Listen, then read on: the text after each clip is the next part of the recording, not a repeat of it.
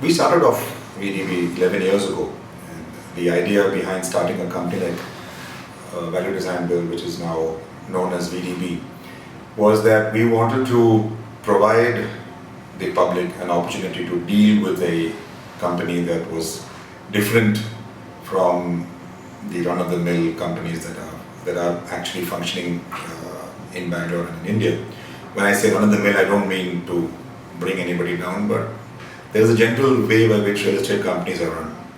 So after the years of experience that I've had with working with many developers, I realized that there were many things that clients actually wanted, and I believe that we could provide that in VDB. We're in our 11th year in the industry. While we believe we've come a long way, we've also traversed a very tough path, because trying to stay close to what we would like to provide people is not exactly the easiest thing to do. Over the years, the profile of clients, the profile of various people, the very profile of India itself has changed. We are dealing with a very different category of people. We are dealing with different aspirations and different needs that people have. So while it is easy for the management to expect the team to follow certain principles, actual on the ground happenings are a little tough. For example, we insist that all our the entire team answers calls irrespective of how difficult or how easy they are, and that no call from anyone, whether vendor, creditor, supplier, banker, client, anything, is left unanswered. If you can't call them now, call them later. Now this makes it sound as if it's a very simple thing, but it's not necessarily simple, especially when the person at the other end of the line is sometimes, angry or upset with what we are doing.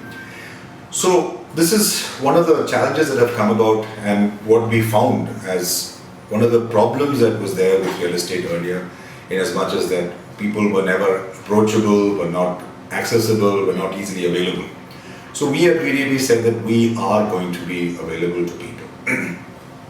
Another challenge which we faced is that as business grew and we also grew, we needed to be taken seriously, and on top of that, we also needed to sustain the kind of growth that we had anticipated that we would be achieving.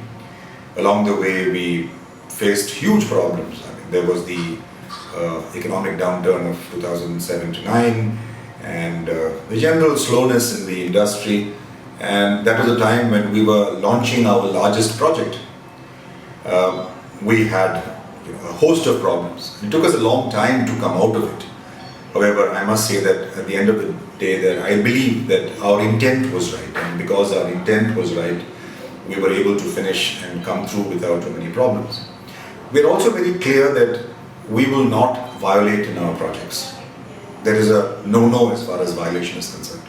So it takes a lot of difficulty. It's a very difficult task actually to remain clean and expect landowners who know us and people who deal with us to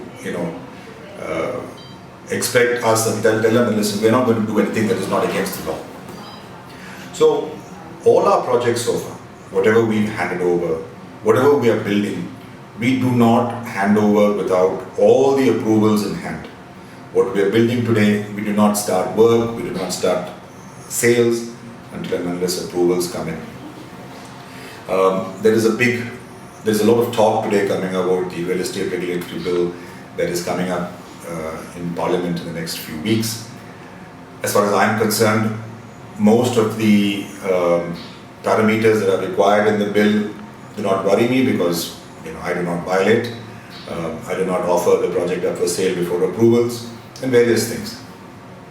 There is going to be a change, and there has to be a change in the real estate scenario in India, because we are facing tremendous problems of shortage of labor, lack of qualified professionals, huge financial problems, in as much as that, as per the latest report prepared by the Indian Banking Association, which is being shared with the Finance Ministry, over 50% of real estate projects that were to be handed over in 2013 are going to be delayed by upwards of 18 months.